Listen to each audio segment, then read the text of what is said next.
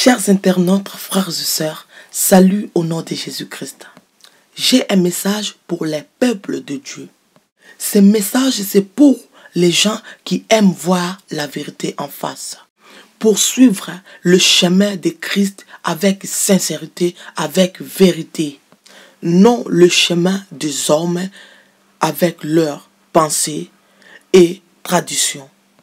Moi, je ne suis pas là pour plaire aux hommes, mais à mon Seigneur Jésus-Christ. Lisons la parole du Seigneur dans Actes chapitre 18, versets 9 à 10.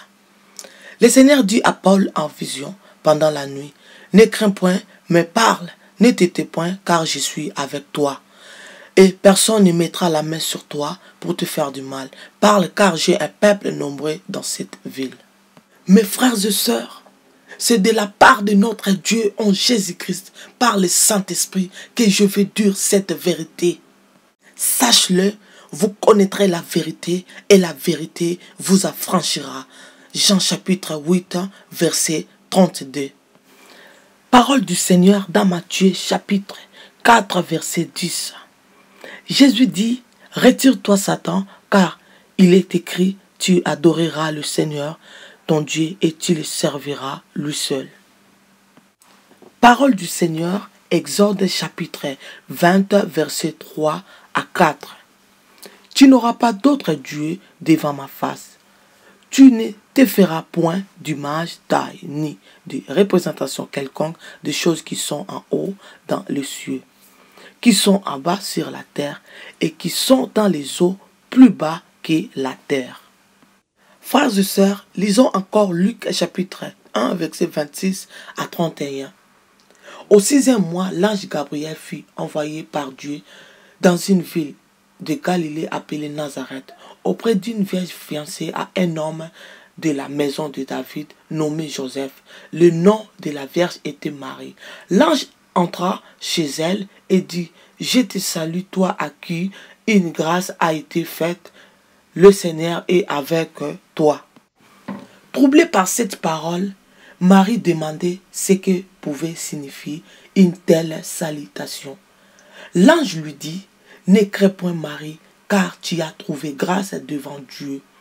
Et voici tu deviendras enceinte, et tu enfanteras un fils, et tu lui donneras le nom de Jésus. » Oh frères et sœurs, dans cette ville de Galilée appelée Nazareth, ce n'était pas seule Marie était vierge dans cette ville.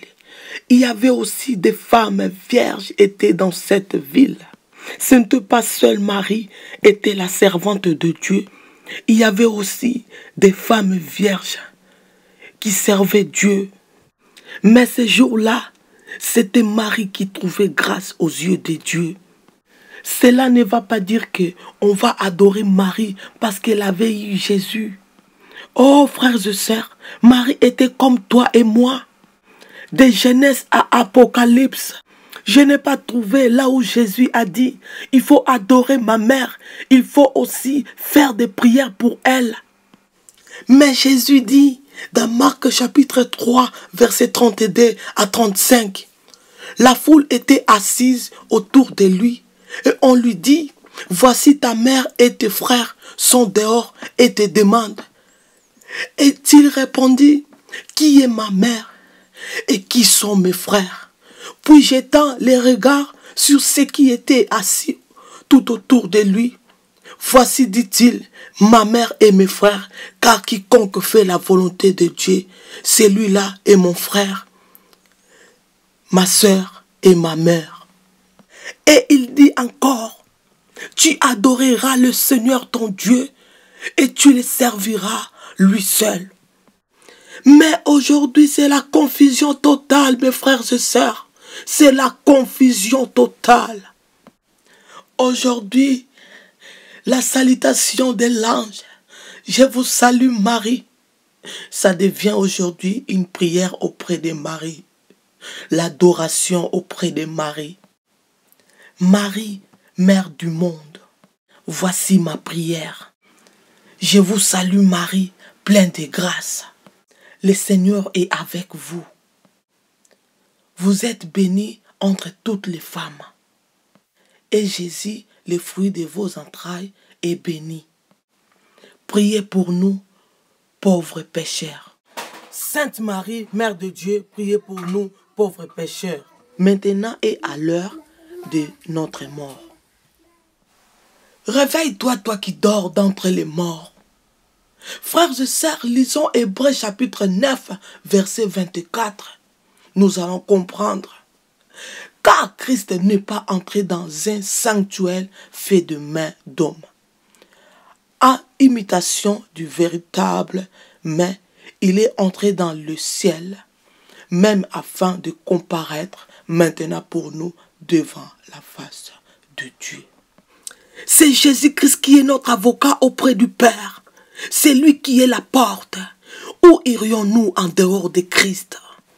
Frères et sœurs, lorsque tu dis « Marie, prie pour moi », elle ne prie pas pour toi.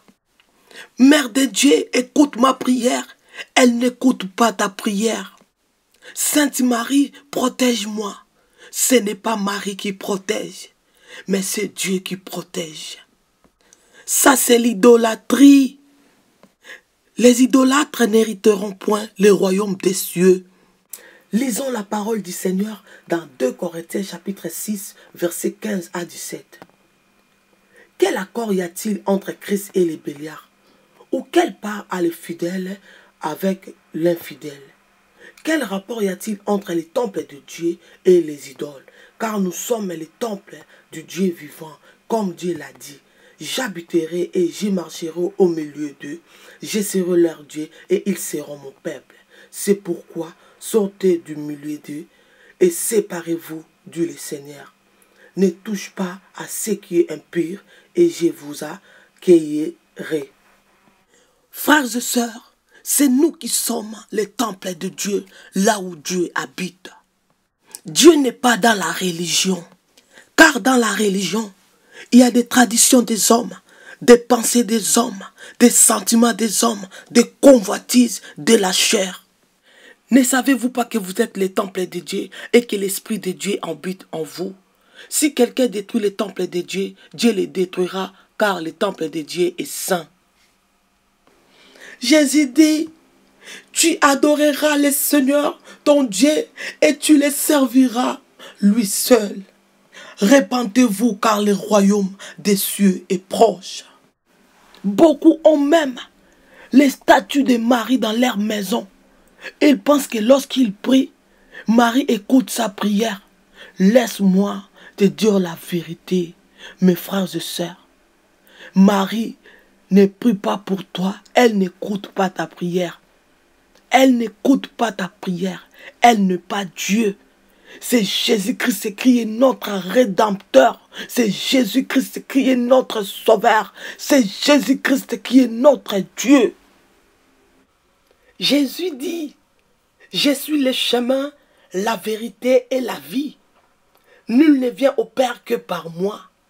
Il dit encore, sans moi, vous ne pouvez rien faire. Alors, ce n'est pas Marie qui protège, ce n'est pas Marie qui sauve.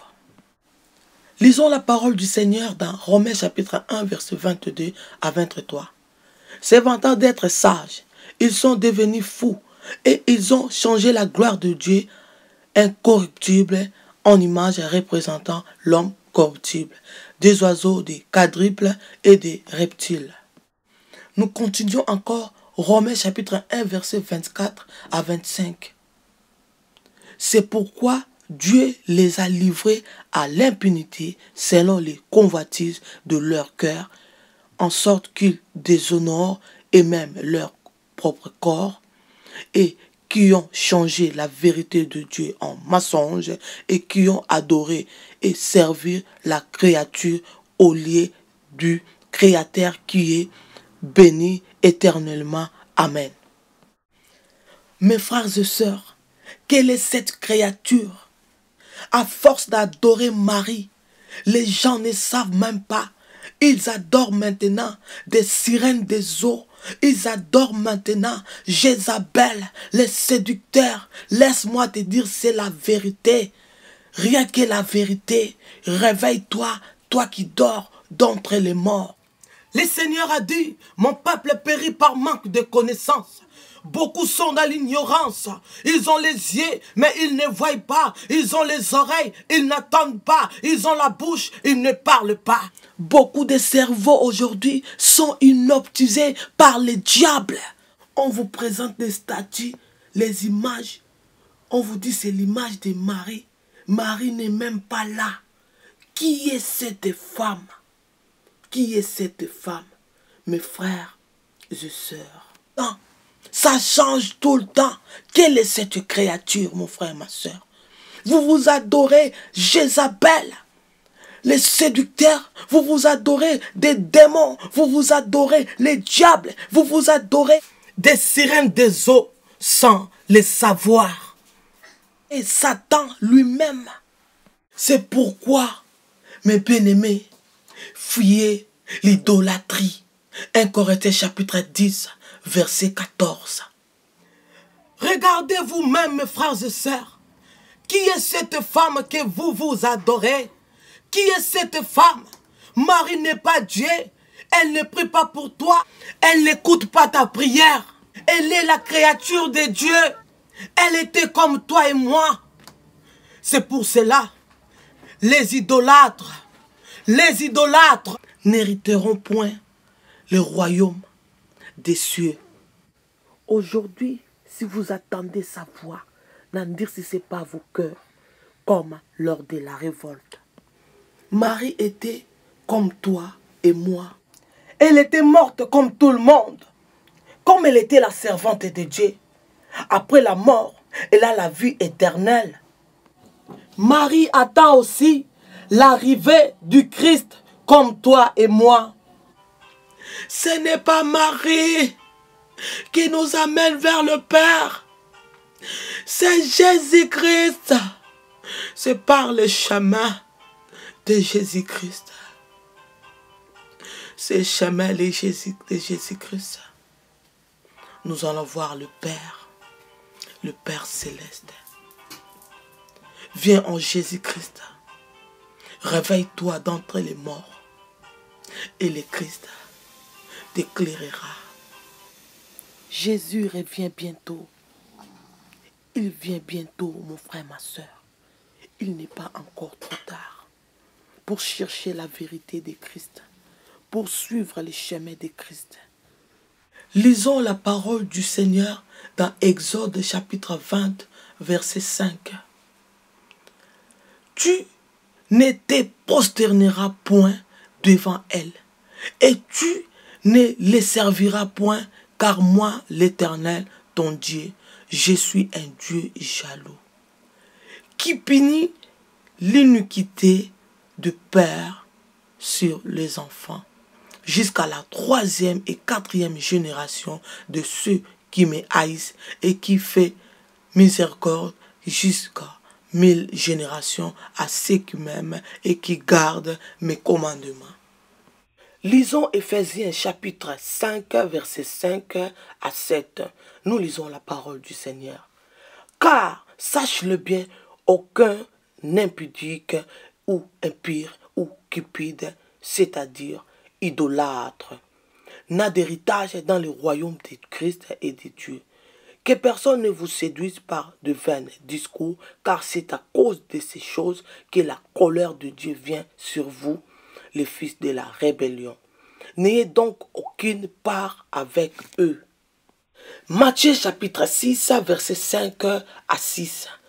Jésus dit, lorsque vous priez, ne soyez pas comme les hypocrites qui aiment à prier debout dans les synagogues et au coin de rue pour être vus des hommes. Je vous le dis, en vérité, ils reçoivent leur récompense.